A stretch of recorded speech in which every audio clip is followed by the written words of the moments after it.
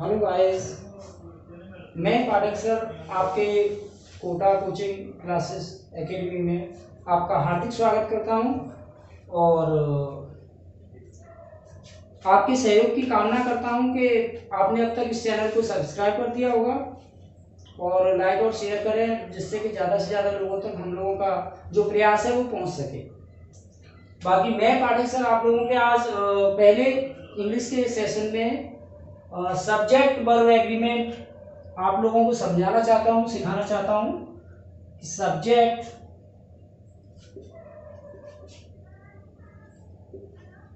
Verb agreement. Today's topic subject verb agreement.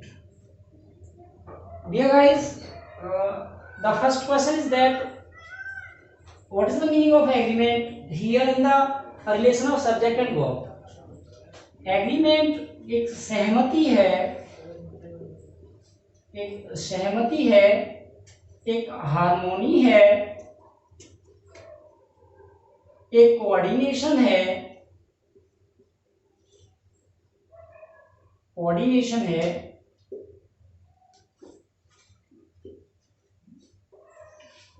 इसका अर्थ ये होता है डियर स्टूडेंट्स, इसका अर्थ ये होता है कि सब्जेक्ट और वर्ब के बीच का जो रिलेशन है उसे हम एग्रीमेंट, हार्मोनी, कोऑर्डिनेशन जैसे शब्द दे सकते हैं। अब सबसे पहले हम बात करना चाहेंगे कि व्हाट इज सब्जेक्ट। सबसे पहले हमें ये समझना होगा कि एक्चुअल में सब्जेक्ट क्या है। एक्चुअल में जिसको हम सब्जेक्ट बोलते हैं, तो एज यू नो, जैसा आप लोग जानते हैं, doer of verb is called a subject। जैसा कि हम सब लोग जानते हैं कि जो डूअर होता है, जो करने वाला है वर्ब को, इज कॉल्ड ए सब्जेक्ट। एक और डेफिनेशन इसकी बनती है, the things that we are talking about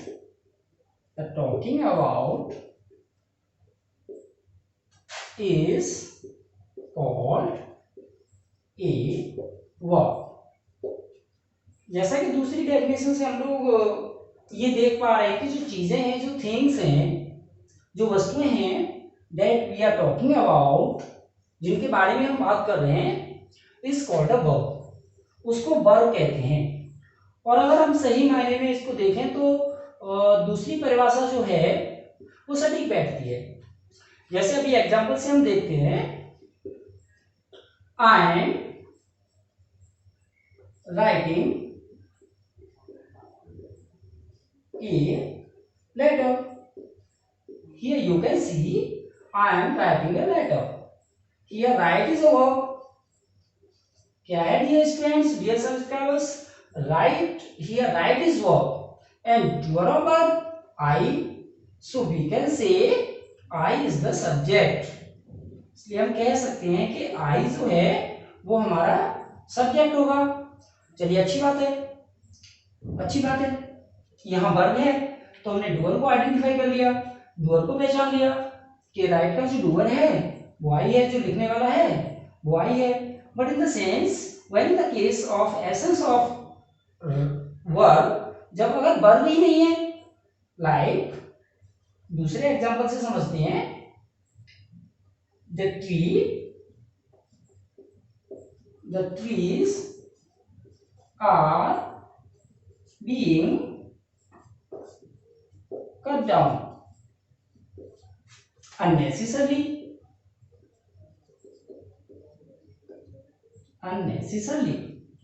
अनावश्यक रूप से जो ट्रीज हैं, जो पेड़ पौधे हैं, आर बीइंग कट डाउन, उन्हें काटा जा रहा है। अब चलिए, यहां कट डाउन है वर्ब, लेकिन यहां तो कोई डूअर है ही नहीं, यहां किसको सब्जेक्ट मानेंगे हम? यहाँ तो कोई डूअर नहीं है, यहाँ तो काटने वाले का नाम भी नहीं है।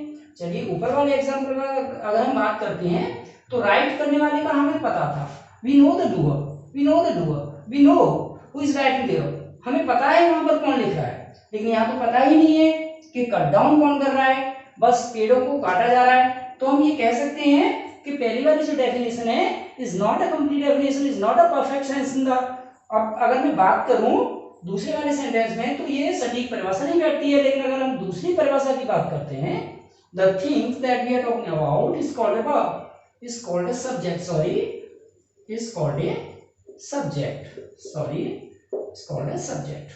अब देखिए आगे हम किन चीजों की बात कर रहे हैं, हम जिस चीज के बारे में बात कर रहे हैं उसको सब्जेक्ट कहना है।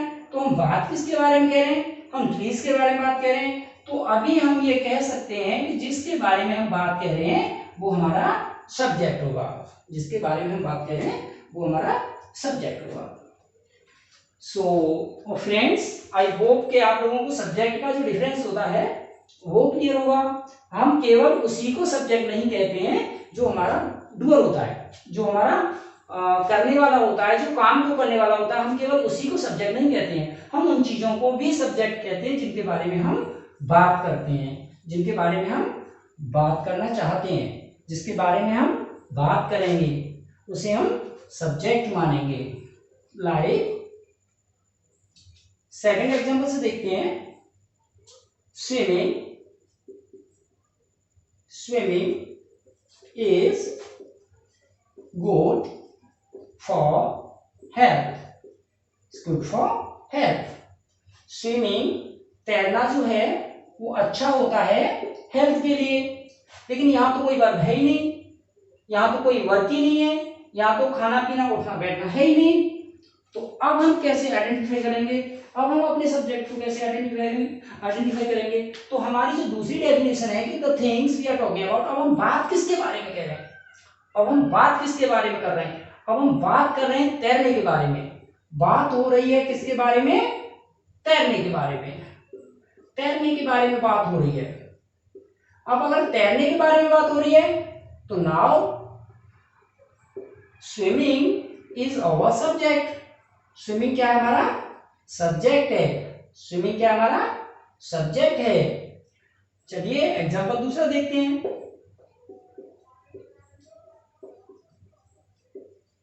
The population of India is growing day by day, is growing day by day। जो पॉपुलेशन है, जो जनसंख्या है इंडिया की, इज ग्रोइंग, वो बढ़ रही है डे बाय डे, दिन प्रतिदिन जो जनसंख्या है वो दिन प्रतिदिन बढ़ती जा रही है भारत की। अब यहाँ तो कोई वर्ब है ही नहीं, इसलिए अब हम ये कह सकते हैं कि जो हमारी पहली परिभाषा है कि हम डूअर ऑफ वर्ब को सब्जेक्ट बोलते हैं, वो परिभाषा कहीं ना कहीं हमें परेशान करने वाली है, क्योंकि यहाँ तो कोई वर्ब है ही नहीं, there is no verb here, there is no verb in the given sentence. इस दिए हुए सेंटेंस में तो कोई वर्ब ही नहीं है, अगर वर्ब है भी तो किस रूप में है, वो तो हेल्पिंग वर्ब के रूप में है। किस रूप में है, in the form of helping verb, वो तो हेल्पिंग वर्ब के फॉर्म में है। या तो खाना पीना उठना बैठा जैसा कोई वर्ब है ही नहीं, लेकिन हम बात किसकी कह रहे हैं, अगर हम बात करते हैं अपनी दूसरी परिभाषा के हिसाब से तो हम बात किसकी कर रहे हैं, भारत की जनसंख्या की बात हो रही है, भारत की जनसंख्या की बात हो रही है। तो अगर भारत की जनसंख्या की बात हो रही है तो ये भारत की जनसंख्या ही हमारा सब्जेक्ट होगा, ये भारत की जनसंख्या ही हमारा सब्जेक्ट होगा। आई होप आप लोगों को सब्जेक्ट का जो कॉन्सेप्ट है वो थोड़ा सा क्लियर हो गया होगा। तो अभी आगे से जब भी हम सेंटेंस को इलेबोरेट करते हैं, सेंटेंस को जब भी उसका एक्सप्लेन करते हैं, तो ये ध्यान रखना है कि हमें केवल वर्ब के सारे सब्जेक्ट नहीं ढूंढना है, हमें केवल वर्ब के सारे सब्जेक्ट नहीं ढूंढना है, हमें बस ये देखना है कि हम किस चीजों के बारे में बात कर रहे हैं। हम जिस चीज के बारे में बात कर रहे हैं that will be our subject, वही हमारा सब्जेक्ट होगा। हम जिस चीज के बारे में बात करेंगे वो हमारा सब्जेक्ट होगा। अब सब्जेक्ट के साथ वर्ब का जो एग्रीमेंट है, वर्ब का जो एग्रीमेंट है जिसको सब्जेक्ट वर्ब कंकॉर्ड बोलते हैं, हम सब्जेक्ट वर्ब कंकॉर्ड बोल सकते हैं, सब्जेक्ट वर्ब कोऑर्डिनेशन बोल सकते हैं, सब्जेक्ट वर्ब हार्मोनी बोल सकते हैं। बेसिकली सब्जेक्ट ने वर्ब के साथ दो एग्रीमेंट किया हुआ है। Basically subject makes two agreements with the verb. Subject ने कितने एग्रीमेंट कर रखे हैं वर्ब के साथ? तो दो एग्रीमेंट कर रखे हैं। एग्रीमेंट फर्स्ट, अगर हम एग्रीमेंट की बात करते हैं तो भैया दो एग्रीमेंट हैं जो सब्जेक्ट ने वर्ब के साथ किए हुए हैं। पहला, a singular subject always followed by a singular verb,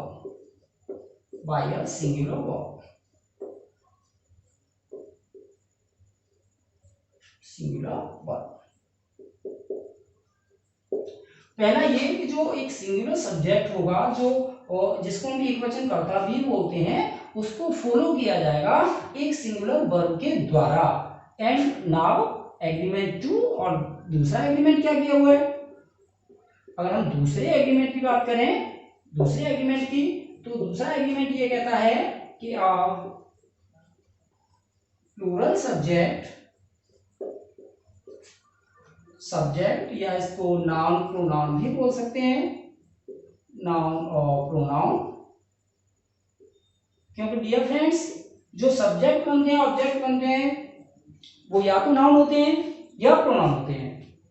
ये आप लोगों को दिमाग में होना चाहिए कि जैसा हम जिसको सब्जेक्ट मानते हैं तो वो that may be other noun और अ प्रोनाउन या फिर प्रोनाउन होगा। और दूसरे एग्रीमेंट की बात करते हैं तो plural subject always followed by a plural verb. दूसरा एग्रीमेंट ये हुआ जो एक प्लूरल सब्जेक्ट होगा, जो बहुवचन कर्ता जिसको हम बोलते हैं, उसका जो अनुसरण होगा, उसका जो फॉलो करना होगा, उसके साथ जो आएगा वो एक प्लूरल वर्ब होगी। एक प्लूरल सब्जेक्ट के लिए प्लूरल वर्ब होगी और एक सिंगुलर सब्जेक्ट के लिए एक सिंगुलर वर्ब होगी। अब बस हमें ये देखना होगा कि हमारा सब्जेक्ट सिंगुलर कब होगा और ये प्लूरल कब होगा। इसीलिए जब टॉपिक स्टार्ट कर रहे थे, हम लोग कॉन्सेप्ट सेशन स्टार्ट कर रहे थे, तो फर्स्ट कॉन्सेप्ट मैंने यही आप लोगों को क्लियर करवाया था कि हमारा पहला काम होता है सब्जेक्ट को ठीक से आइडेंटिफाई करना, ठीक से ये पता करना कि जो गिवन सेंटेंस है वो सिंगुलर है या प्लूरल है। जैसे कई बार in the competition exams students में कंफ्यूज्ड, पहचान ही नहीं पाते हैं, आइडेंटिफाई नहीं कर पाते हैं कि हमारा सब्जेक्ट क्या है। एग्जाम्पल से जैसे हम समझते हैं, ही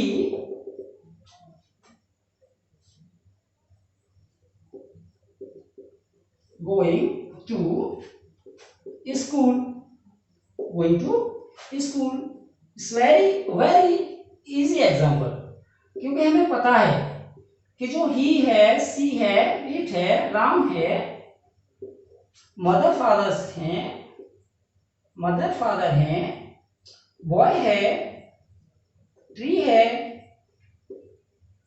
पेन है, ऑल आर सिंगुलर्स। हमें पता है कि ये सब चीजें संख्या में एक हैं। All these things, all these pronouns, all these nouns, all these subjects are one in number. संख्या में कितने हैं? एक। अगर ये संख्या में एक है तो हम ये कह सकते हैं कि all these things are, all these nouns are singular. ये सारे सिंगुलर्स हैं, तो कुछ नहीं है, बस सिंगुलर सा वर्ब लगा दिया, क्योंकि हमें सिंगुलर वर्ब भी पता है कि सिंगुलर वर्ब में कौन कौन आना है। सिंगुलर वर्ब में इज आना है, सिंगुलर वर्ब में डज आना है, सिंगुलर वर्ब में एम आना है, सिंगुलर वर्ब में वाज आना है, सिंगुलर वर्ब में हैज आना है, सिंगुलर वर्ब में डिड भी आना है, सिंगुलर वर्ब में हैड भी आना है, सिंगुलर वर्ब में हैड आना है। और बाकी की जो एस एस लगाने वाले जो मेन वर्ब्स होते हैं, जिनको हम सिंगुलर बनाने के लिए एस एस का यूज करते हैं, जैसे प्लेज हो गया, गोज हो गया,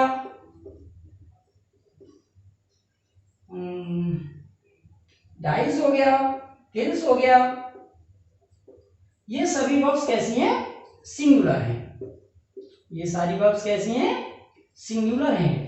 ये सारे सिंगुलर नाउन हो गए, प्रोनाउन हो गए। सिंगुलर नाउन, सिंगुलर सब्जेक्ट बोल सकते हैं इनको, कॉमन वर्ड जो है सिंगुलर सब्जेक्ट, और ये होगी सिंगुलर वर्ब। तो सिंगुलर सब्जेक्ट का सिंगुलर वर्ब ही के साथ इज आ सकता है, डज हो सकता है, एम नहीं हो सकता है, पार्टिकुलरली आई के लिए होता है, वॉज हो सकता है, हैज हो सकता है, डिड हो सकता है, हैड हो सकता है, प्लेस्ड, जिन वर्ब्स में एस लगता है, एस लगाकर उनको सिंगुलर बनाया जाता है, तो ये इन वर्ब्स का प्रयोग कर सकते हैं। लेकिन कभी कभी इतना इजी नहीं होता है, इतना आसान भी नहीं होता है क्वेश्चंस को एलेबोरेट करना, सब्जेक्ट्स को आइडेंटिफाई करना इतना आसान नहीं होता है। तो उसके कॉन्सेप्ट को आगे बढ़ाते हुए मैं आप लोगों को थोड़े से एग्जाम्पल के जरिए बताना चाहूंगा।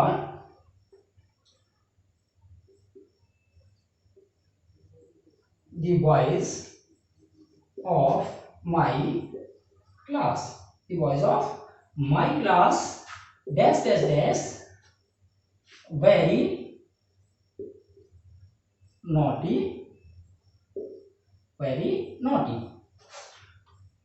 एग्जाम्पल ये है कि जो मेरी क्लास के लड़के हैं वेरी नॉटी हैं, and the options are is, am, are, D,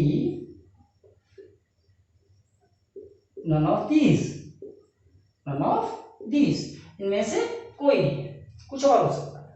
अब स्टूडेंट्स को काफी प्रॉब्लम होती है क्योंकि यहाँ दो चीजों का जिक्र होता है, यहाँ दो चीजों के बारे में बात हो रही है, दो चीजों को टारगेट किया जा रहा है, एक बॉयज है और एक माई क्लास है। अगर हम अलग अलग देखें तो माई बॉयज जो है वो एक प्लूरल नाउन है, क्या है? Plural noun. और अगर हम माई क्लास की बात करें तो माई क्लास एक सिंगुलर नाउन है, माई क्लास एक सिंगुलर नाउन, ये सिंगुलर नाउन है, ये सिंगुलर नाउन। अब स्टूडेंट्स करते क्या है? स्टूडेंट्स को ये बेसिकली ये नहीं पता है कि हम बात किसके बारे में कर रहे हैं। Let's come to the second definition. हम जिस चीज के बारे में बात करते हैं उसको हम अपना सब्जेक्ट मानते हैं। तो basically here we are targeting the boys और माय क्लास।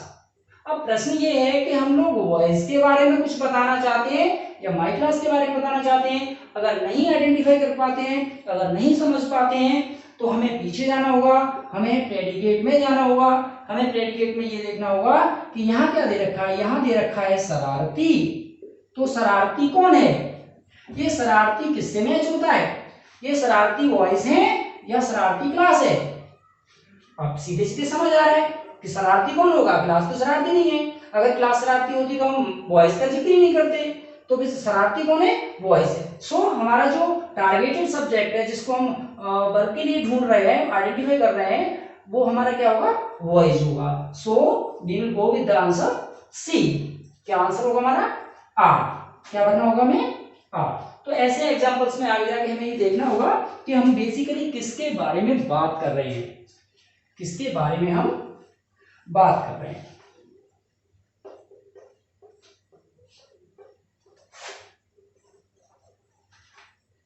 नेक्स्ट एग्जांपल,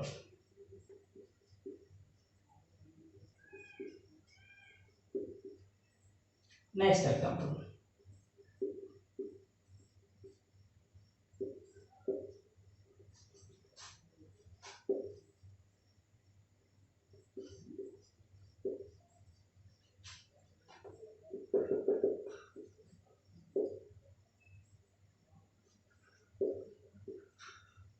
कौन है?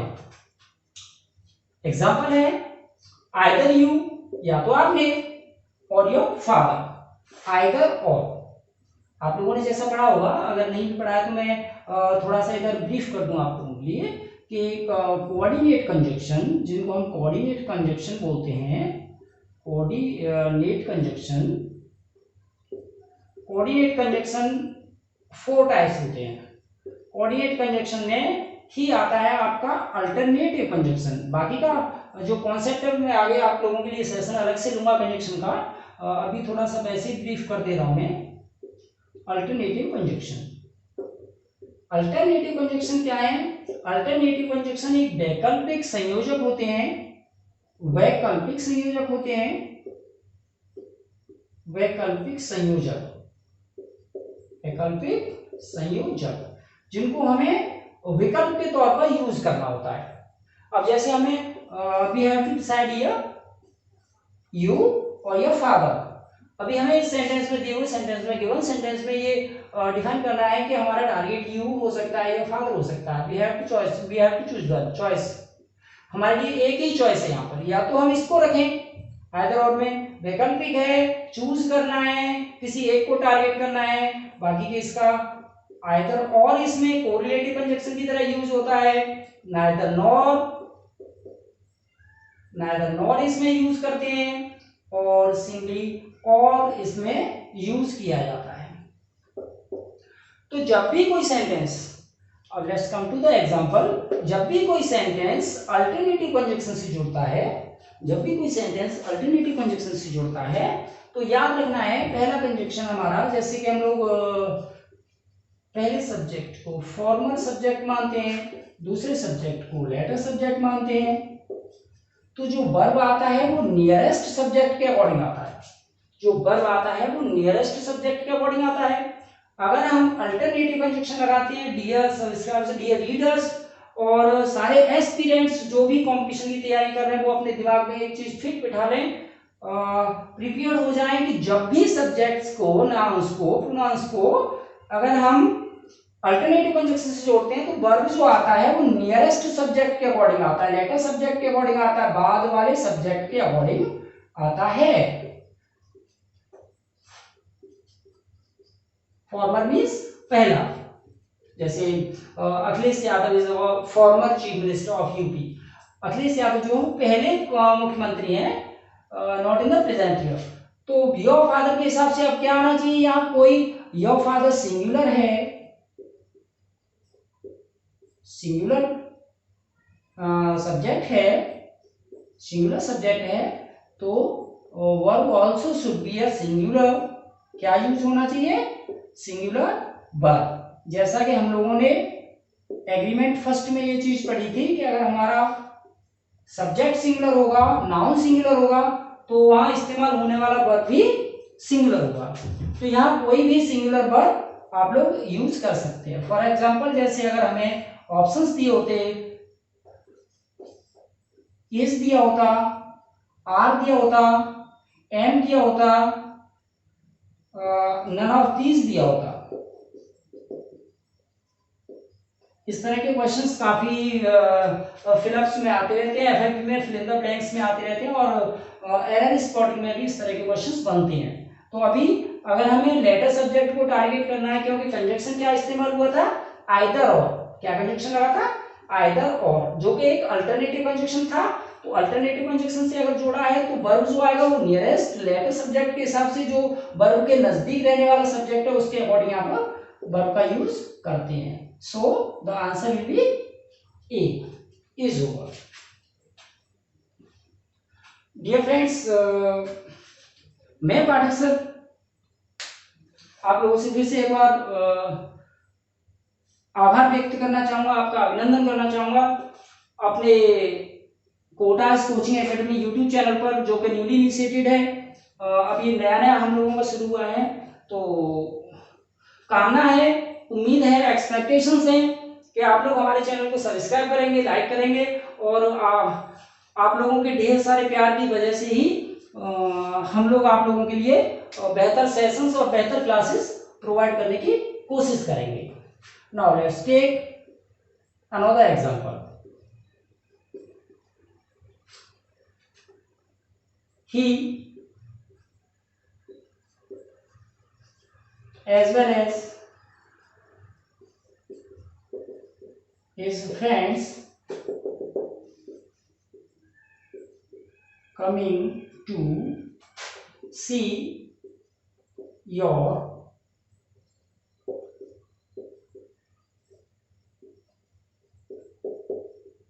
aid impression। एग्जाम्पल ये है कि ही क्या है? ये फॉर्मल सब्जेक्ट है, as well as his friends, क्या है ये?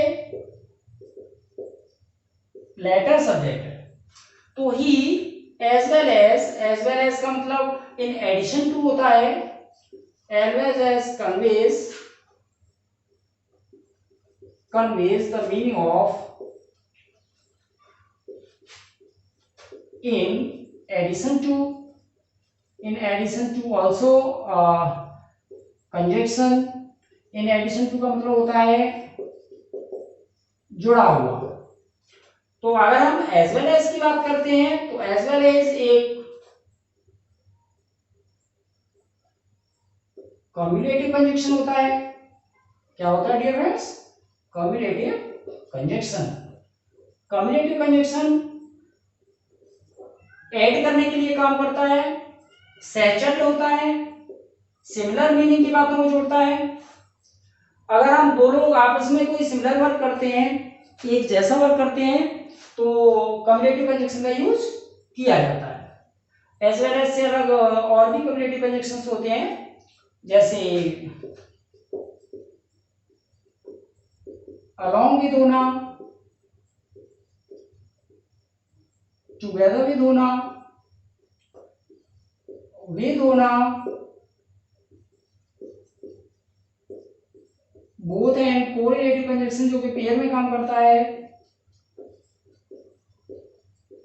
not only but also होना जो कि कोरिलेटिव होता है, पेयर में काम करता है। All these are cumulative conjunctions. तो जैसा आप लोग ऊपर देख रहे होंगे कि in the given sentence we have two subjects, the former is he and the latter is his friends.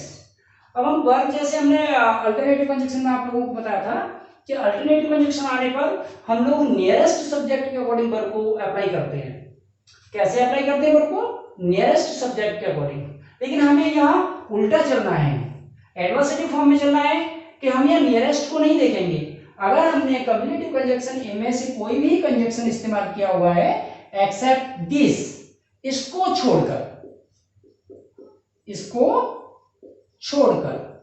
Accept this, इसको छोड़कर बाकी कोई भी कंजक्शन, चाहे हम अलोंग विद लगाते हैं, टुगेदर विद लगाते हैं, विद लगाते हैं, और कि कोई भी कंजक्शन लगाते हैं, बोथ एंड तो प्लूरल हो ही जाता है।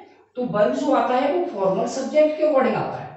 तो हमें फॉर्मल पर जाकर देखना होगा। हमारा जो टारगेटेड सब्जेक्ट हुआ ही, हम अब ही के हिसाब से देखेंगे तो वर्ब क्या होगा? वर्ब सिंगुलर होगा। वर्ब इज हो सकता है, वर्ब वाज हो सकता है, वर्ब हैज हो सकता है। क्यों? क्योंकि हमारा जो फॉर्मल सब्जेक्ट है वो सिंगुलर है, और अगर सब्जेक्ट सिंगुलर है तो यहाँ पर अप्लाई होने वाली वर्ब भी कैसी होगी? सिंगुलर। क्योंकि ऐसा हमने एग्रीमेंट में पहले ही शुरू में, सेशन के शुरू में आप लोगों को मैंने ये बताया था कि जैसी वर्ब होगी अपने दिए हुए सब्जेक्ट के अकॉर्डिंग आती है। सो समझ लिया होगा आप लोगों ने। एक और एग्जांपल से आगे बढ़ते हैं।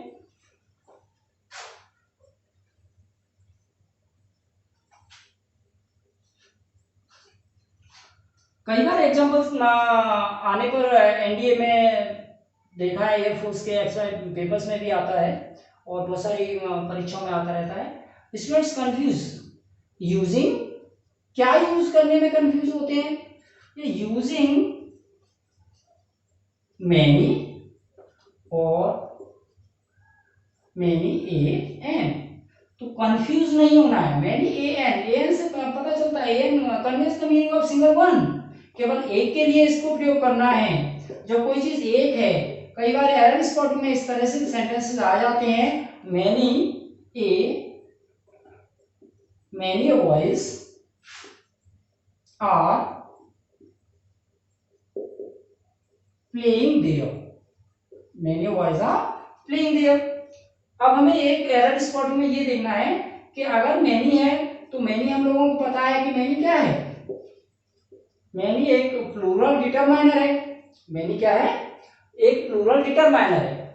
डिटरमाइनर्स के लिए भी डियर फ्रेंड्स मैं आप लोगों के लिए एक अलग से सेशन लेके आऊंगा, और बहुत सारे session, I promise, I fully committed, मैं आप लोगों के लिए बहुत सारे सेशन लेके आने वाला हूं, जिसमें vocab, one words, antonyms, synonyms और हम लोग बेसिक को पढ़कर एक इंटीग्रेशन नॉलेज तक पहुंच जाएंगे, एक इस नॉलेज लेवल तक पहुंच जाएंगे कि हम लोग NA, CDS, X group, Y group, even SSC CGL के क्वेश्चंस भी क्रैक कर पाएंगे। सो मैनी क्या है, प्लूरल डिटरमाइनर्स, और मैनी ए और many an is a singular determiner, is a singular determiner.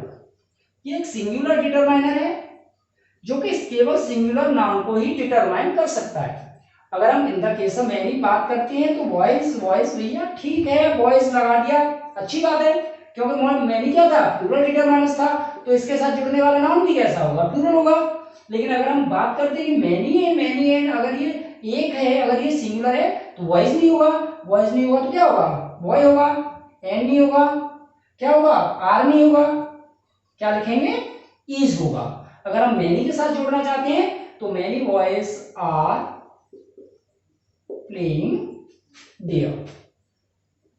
तो अब जब भी आप लोग मैनी और मैनी के कुछ सेंटेंसेस पढ़ते हैं या क्वेश्चंस को अटेम्प्ट करते हैं तो उसमें याद रखना है कि मैनी जो सिंगल मैनी है वो अकेला मैनी होता है, वो एक प्लूरल डिटरमाइनर होता है जिसके साथ जुड़ने वाला नाउन भी कैसा होता है, प्लूरल होता है। और जो मैनी ए और मैनी एन होता है वो एक सिंगुलर डिटरमाइनर है जिसके साथ जुड़ने वाला नाउन भी कैसा होगा, सिंगुलर होगा। Next, let's come to the next example. Dear friends, hoping that you are entertaining the session very heartily, very happily, and dear subscribers, अगर आप लोगों ने अभी तक इस चैनल को सब्सक्राइब नहीं किया है तो मैं फिर से आपसे अगेन रिक्वेस्ट, आप इस चैनल को सब्सक्राइब करें, लाइक करें और ज़्यादा से ज़्यादा शेयर करें। और सब्सक्राइब करने के साथ साथ आप इस चैनल के बेल आइकन को दबाना ना भूलें, जिससे कि हम लोग आपको टाइमली जो सेशंस और क्लासेस होंगी उसके नोटिफिकेशन आपको टाइमली मिलते रहे। So let's come to the next example.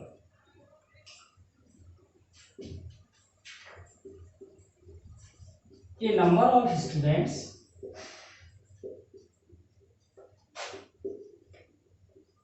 or the number of students, the number of students, blank dash dash dash dash,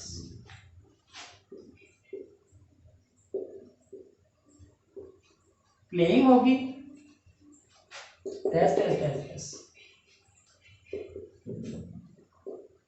playing होगी। अभी देखना होगा कि सब्जेक्ट को किस तरह से हम आइडेंटिफाई करें, सब्जेक्ट को किस तरह से समझें कि either the given sentence is singular और either the given sentence is subject is plural. तो अगर हम ए नंबर ऑफ की बात करते हैं, बी नंबर ऑफ की, कई बार मेनी टाइम्स होता है कि स्टूडेंट्स नहीं समझ पाते हैं the difference between a number of students और the number of. A number of is plural, क्योंकि यहाँ जो ए नंबर ऑफ में चीजें होती हैं वो स्कैटर्ड होती हैं, स्कैटर्ड होती हैं, फैली होती हैं, स्प्रेडेड होती हैं, स्प्रेडेड होती हैं। अभी इनको ग्रुपलाइज नहीं किया है। और दी नंबर ऑफ की अगर हम बात करते हैं तो दी नंबर ऑफ में जो चीजें होती हैं वो ग्रुप में होती हैं, वो ग्रुप में होती हैं, वो असेंबल्ड होती हैं, वो एक साथ एकत्रित हो जाती हैं, कलेक्ट हो जाती हैं, वो ग्रुप में आ जाती हैं। और जैसा कि हम लोगों को पढ़ा है जितने भी ग्रुप्स होते हैं, कलेक्टिव नाउन्स होते हैं, वो सब कैसे होते हैं, सिंगुलर। तो अगर हम दी नंबर ऑफ की बात करते हैं तो इसका मतलब हम एक ग्रुप की बात कह रहे हैं। किसका ग्रुप, स्टूडेंट्स के ग्रुप की बात कह रहे हैं। So the verb is should be used a singular verb. क्या इस्तेमाल होना चाहिए, एक सिंगुलर वर्ब। लेकिन अगर हम ए नंबर ऑफ की बात करते हैं तो इसका मतलब जो स्टूडेंट्स हैं यहाँ पर जो हॉकी खेल रहे हैं वो स्प्रेडेड हैं, वो स्कैटर्ड हैं, वो अभी ग्रुप में नहीं है, वो फैले हुए हैं। We are talking the students, we are seeing the students one by one. हम खुद भी इन स्टूडेंट्स को एक एक की नजर से देख रहे हैं, हम इनको एक ग्रुप की नजर में नहीं देख पा रहे हैं। तो अगर हम इसको एक स्कैटर्ड प्लेटफॉर्म पर हैं, the verb should be plural। कैसी वर्ब आएगी, प्लूरल। फॉर एग्जाम्पल अगर हमें यहाँ इज और आर कुछ ऑप्शन में दिया होता तो बी यूज आर, और अगर हम दी नंबर में चीजों को कनेक्ट कर देते हैं, असेंबल कर देते हैं, ग्रुप में कर देते हैं, तो अगर इज और आर ऑप्शन में होता तो बी यूज इज। तो सब्जेक्ट वर्ब एग्रीमेंट के पहले सेशन का आई होप कि आप लोगों ने काफी समझा होगा, सीखा भी होगा, और इस उम्मीद से कि हम लोग आगे के जो सेशन हैं, क्लासेस हैं, वो और अच्छे हों और बेहतर हों, और आप लोगों के लिए मेहनत करना चाहते हैं। लेकिन उसके लिए आप लोगों को टच में रहना है, सब्सक्राइब रहना है, वीडियो को देखते रहना है, क्लास के नोटिफिकेशंस को लेते रहना है। तो बेल आइकन दबाना ना भूलें। फिर से एक बार मैं आप लोगों से कह दूं कि हमारी जो क्लासेस होंगी, हमारी चाहे वो मैथ क्लासेस हो, चाहे इंग्लिश क्लासेस हो, वो बेसिक से 0 लेवल से टॉप लेवल जाने वाली है। तो आगे की वीडियोज और सेशंस देखना ना भूलें। So thank you.